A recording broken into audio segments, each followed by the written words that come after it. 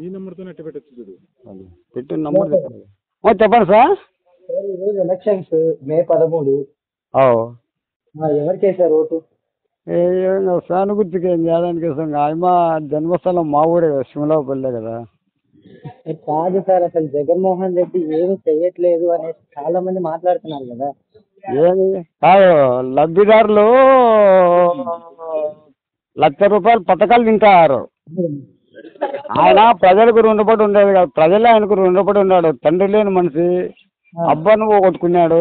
విజయమ్మ గారికి సంతోషం కల్పించాలంటే 2024 మే 13వ తారీఖు సీఎం అవుతాడు. 2029 వరకు కొనసాగుతాడు. 2035 వరకు ఆయన పెట్టింది పేరుగా జరుగుతుంది. కాదు సార్, మరి ఈ రోజు పోలింగ్ జరుగుతుంది, అసలు గెలుస్తారన్న నమ్మకం మీలో ఉందంటారు? ఏం లేదు, మాకు 2 గంటల వరకు 50% జరుగుతుంది. ఈ పోలీసులు అజాగ్రత్త ఉంటే చెప్పలేము. వాళ్ళకి తెలిసిపోయింది, నోటిఫికేషన్ జారీ అయిపోయింది. వైఎస్ జగన్మోహన్ రెడ్డి గారికి గెలుపు అనేది తెలిసిపోయింది వాళ్ళకు. కాదు సార్, గెలవరని అంటే మీరు ఏ రకంగా గెలుస్తారంటున్నారు? చాలా మంది గెలవరంటున్నారు కదా జనాలు, చాలా మంది గెలవరంటున్నారు కదా జగన్ గారు. ఏం లేదు, పట్ట కదా అది.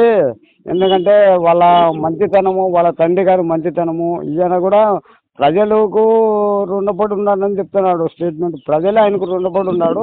ఆయనకు